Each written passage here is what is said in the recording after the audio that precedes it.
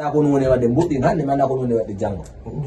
de mundum ɗum ɗo fof ko probléme ɗum fof yo walu ma ɓay ko mbuɗi heɓini un mois lewru timmuɗo gila mayli marli wayla respectude ka nder suudu heɓa gollanta hen ka nder suudu wala ɗum ko fiyum a faami mi wowla e dungo ɗuman noon ko ɓay woni ɗen balɗe ɗon ɗiɗi mini joni yomin vari seeɗa ndara awa so changé kono tawi kaw tippi ɗon kamo tumani ka tippi ko ɗon tiiɗi joni noon eno ɗo ɗandino ardi ɗo hari ɗen hoore ɗuma ɓay ɓeɗo kay walli tigi en e kubbi tigi tan jontino ɗumannade a yi ko wonɗa golloyde to ni no wayi an kadi donc sa ala heɓade moƴƴo joni noon hiɗe wallidirde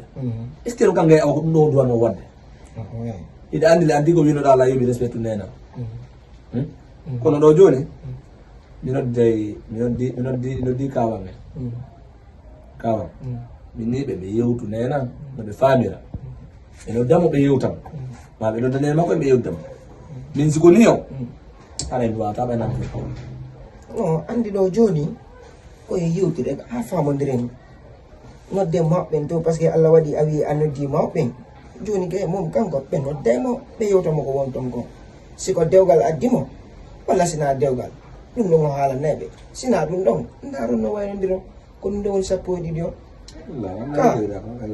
joni oɗo oya luttinoma ɗo mi allalima hari wari womo ya tawoymo ka ɗuma manam foɗɗuma yaade ka filo ok joni mo womo habbima ka bitikiɗa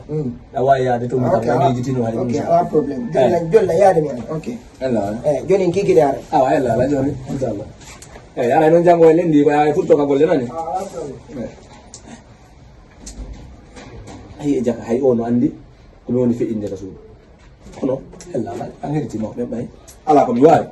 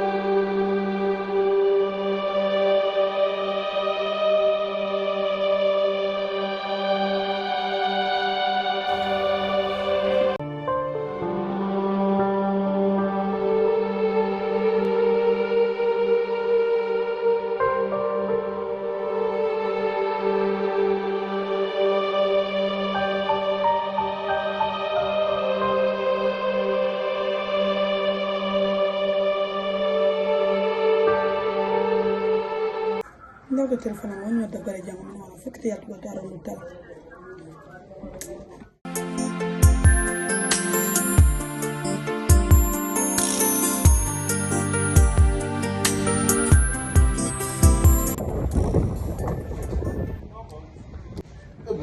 nanga ay kirano bono jor doga yaw taw doga bebe ata pani ko lawa moƴƴa sina witi wol ano moƴƴano billahi ko min ɓuuri nangue ne wuli kono ay ɓaymi e ngaldande programme min ha bolami ara toon non ko noon kam ay min sa andi mi yahani golle par ce que golle ɗen jon musanna joni andi on noon wadde par ce que ñande goɗɗi ɗum ɗo ɗi envoyé ɗin ɗo ɗo goɗɗi adanɗa handi ɗum woni e gollitirde min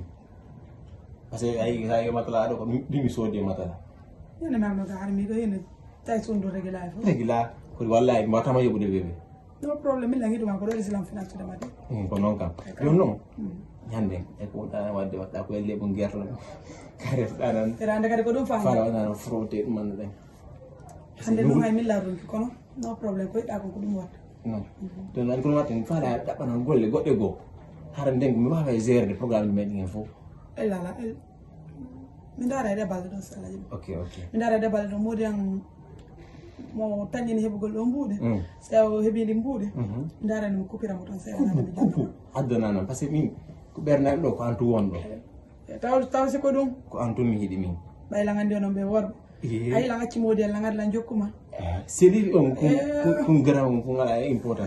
ala important ko kanko la jonde ko mon wadude mi jonna ma ko siru fi makko yewten fiya mon ɗulli battinanga ya ɓuura noon ko weeli parfum ana welde ne elala acci par ce que ɗumanno ɗen c'est min komi min do me bani min wayrino min me bani bugol don duman ne ya haga yo baga man eta sarbe to ngara waka